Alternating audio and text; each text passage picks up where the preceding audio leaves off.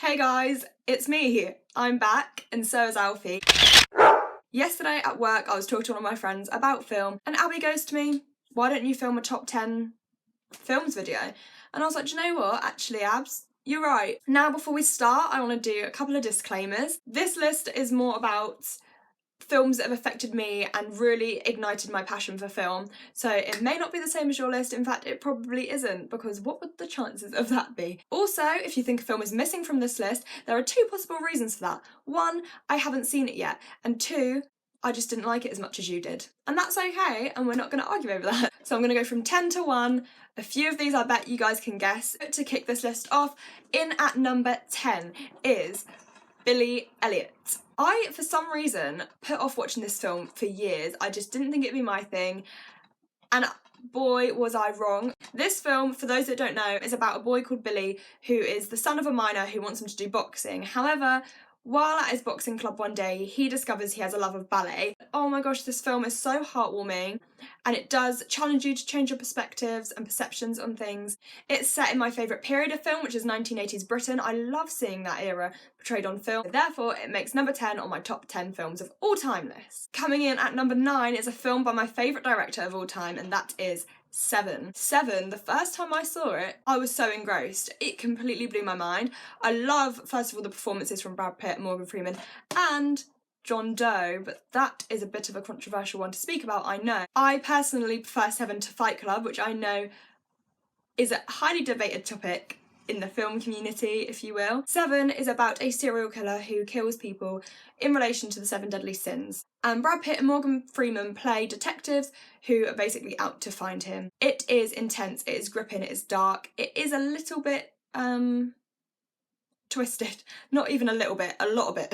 It is a lot of bit twisted. And David Fincher's eye for detail is second to none. In at number 8, we're taking it back quite a few years with Rebel Without a Cause. Wow, that was really dramatic. Did you see how my hair flew back as I did that? Rebel Without a Cause is about a teenage boy called Jim Stark who's been uprooted and moved to a new city due to his delinquent ways. James Dean is, first of all, an absolute dream. But I think he was such an incredible actor who, obviously, as we all know, died too young. The red windbreaker with a cigarette hanging out of his mouth, nothing is more iconic to me than that. And he defined the face of a generation with this film. 60 odd years after its release, it is still powerful today. I talk about this next film so much. In at number 7 is The Nice Guys. The film is about 2 detectives who have to investigate a missing person's case, basically. I will never get bored of this film. I can watch it again and again, and the humour is exactly my cup of tea. Ryan Gosling and Russell Crowe together in this are wonderful. They bounce off of each other so well. Also, Angourie Rice is brilliant. I honestly want Holland March to be my best friend. He's a walking disaster, but he is so entertaining. Also, the soundtrack is absolutely cracking. In at number 6 comes my favourite actor of all time. Where is he? Who is he? Leonardo DiCaprio. Catch Me If You Can is about a con man. Well, con boy, because he's a young kid. He's like 17-year-old con man called Frank Abagnale Jr. I mean, first of all, the combination of Leonardo DiCaprio, Tom Hanks and Steven Spielberg is genius. This film really keeps you guessing, and it's one for me that I think will always capture my imagination because I watched it at quite a young age. Above all, I can watch with my whole family and everyone will like it. The fact that this film is based on a true story as well completely blows my mind because it is a real whirlwind. Okay, so we're on to the top 5, and I feel like my top 5 is gonna wind some people up, let's say, because it has 2 films from 2017 in my top 5. And I know people are going to be like, how can it be your favourite of all time? But for me, when a film speaks to me, it speaks to me, and very little changes that. So in at number 5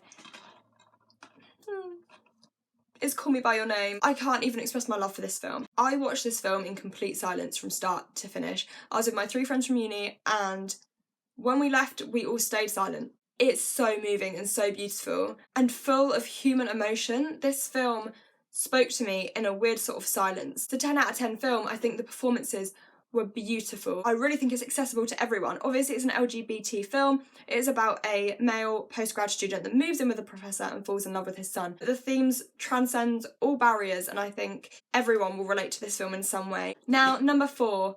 I don't have the DVD because I lent it to my friend. My fourth favourite film of all time is 3 Billboards Outside Ebbing, Missouri. This film is about a woman who puts 3 billboards up to get the police's attention because they have not been investigating her daughter's death. 3 Billboards showcases some of the best performances of this decade. Again, this is another one which is just human emotion. It's pain and it's suffering and it's guilt and it's regret, but it's also good. People can be good.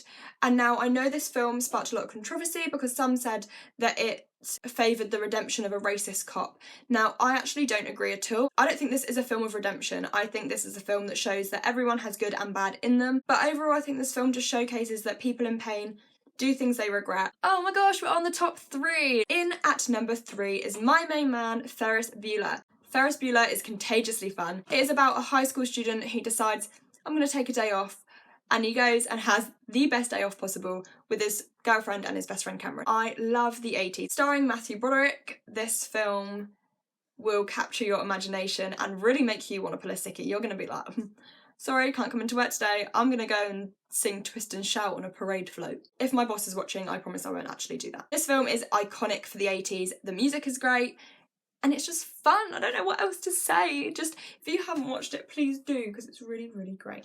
In at number 2, Back to the Future. Now, this is an odd one for me. I don't like sci-fi. I'm not a big fan of sci-fi, and this is obviously a sci-fi film, so how did it get so high up on my list?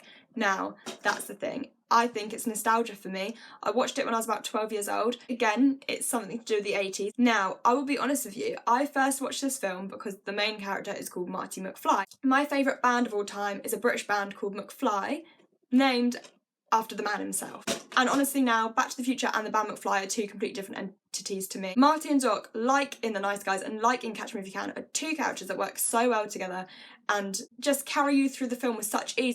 I think if we all just use our imaginations a bit, we can pretend there are flying cars and hoverboards and we can all live in the world of Back to the Future and be happy, and that's all I want. The best 80s film. I'm going to put it out there. It is the best 80s film. Fight me. Please don't. I just love it. My favourite film of all time. Yeah. I know, it only came out 2 years ago. The first time I saw it, no word of a lie, cried from start to finish. The ending splits opinions quite a bit of this film. Upon the 10th, 11th, 12th, 13th, 14th, 15th, 16th watch, I love the ending more and more each time. I think it's so, like Call Me By Your Name, it's raw and it's true. This film is magic, that's what it is. I think the directing is incredible, the dance numbers are insane. It's just the film for me. So that was it, guys. That is my top 10 films of all time. What do you think of the list? Let's all be nice, I think. If you guys, any of you guys have videos or posts on your favourite films, I'd love to read them, so please send them my way. This has been really fun, and I'll see you guys soon. I can't promise when, for another video.